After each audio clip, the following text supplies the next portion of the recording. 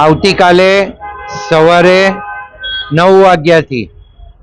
નડિયાદની વિધાનસભામાં 2 રેલીઓનું આયોજન કરવામાં આવ્યું છે। એક નડિયાદ રૂરલનો ભાગ વિધાનસભાનો, એની અંદર દેવસિંહની આગેવાનીમાં આખી રેલીનું આયોજન કરવામાં આવ્યું। એમાં 13 ગામડાઓ અને કંજરી નગરપાલિકાને આવરી લેવામાં આવી છે અને દેવસિંહ સમગ્ર રૂટ ઉપર ફરી અને આ 14 ગામડાઓની અંદર પ્રચાર કરવાના છે। અને એવી જ રીતે મને કહેતા આનંદ થાય છે કે રાજ્યના માનનીય મુખ્યમંત્રી શ્રી ભૂપેન્દ્રભાઈ પટેલ આવતીકાલે નડિયાદ આવવાના છે અને નડિયાદ વિધાનસભાના કાર્યાલયથી સવારે 9 કલાકે બાઇક રેલીનું આયોજન કરવામાં આવ્યું છે અને આ બાઇક રેલીની અંદર સૌ ઉપસ્થિત રહે અને આ બાઇક રેલી સમગ્ર નડિયાદની અંદર ફરવાની છે અને નડિયાદની અંદર અમે નક્કી કરેલા સ્પોટ છે, એ સ્પોટ ઉપર એમનું ભવ્ય સ્વાગત થાય એના માટેના તમામ આયોજનો માટેની મીટિંગ પણ હમણાં પૂર્ણ કરી લીધી છે અને સંપૂર્ણ વ્યવસ્થા સાથે માન્ય મુખ્યમંત્રી શ્રીનો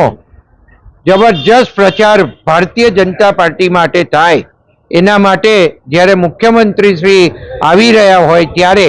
નડિયાદની પ્રજા એમનું સ્વાગત કરવા માટે થનગની રહી છે। હમણાં જ નરેન્દ્રભાઈ મોદી સાહેબની જાહેર સભા વિદ્યાનગર ખાતે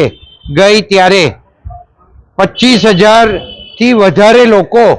આ મીટિંગની અંદર આવી ના શક્યા અને બહાર રહી ગયા, એવી પરિસ્થિતિનું સર્જન થયું। એટલે એ જ દેખાઈ આવે છે કે નરેન્દ્રભાઈ મોદી સાહેબનો જે જુવાર આણંદ અને ખેડા જિલ્લાની અંદર છે એ બરકરાર છે અને 7મીએ ચૂંટણીની અંદર જબરજસ્ત મતદાન સાથે આ જુવાર ભારતીય જનતા પાર્ટી તરફી મતદાન કરવા જઈ રહી છે। નડિયાદના કયા રૂટ ઉપર નડિયાદનો સંપૂર્ણ રૂટ અમે કવર કર્યો છે। અહીંથી અમે સંતરામ મંદિરથી પારસ સર્કલથી મહાગુજરાતથી વાણિયાવાડથી સરદાર ઓવરબ્રિજ થઈને નીચે ઉતરી સમતા પાર્ટી પ્લોટ, ત્યાંથી ઇન્દિરાનગરથી ગમા કાકાના વડ સંતરામબાગ, ત્યાંથી સાંઈબાબા મંદિર, ત્યાંથી શારદા મંદિર ચોકડી, પીજ રોડ, વલ્લભનગરથી પીજ રોડથી રામજી મંદિર, ત્યાંથી સીધા મિશન રોડ અને મિશન રોડ થઈ અને